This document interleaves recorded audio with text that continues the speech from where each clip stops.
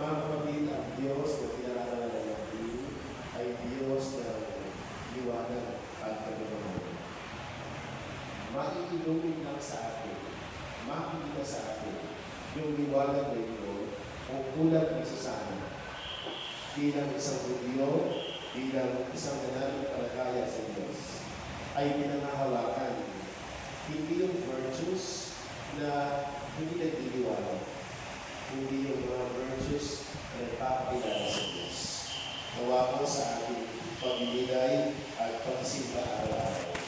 Yung habit natin ay malikuman para makita natin ang liwanag, yung theological virtues, supernatural grace na ibinibigay ng Diyos kapag tayo kayo.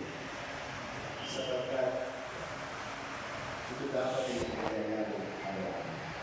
Sa mga panahon na tayo ang ating pananampalataya, ang siyang tugon para makita natin na hindi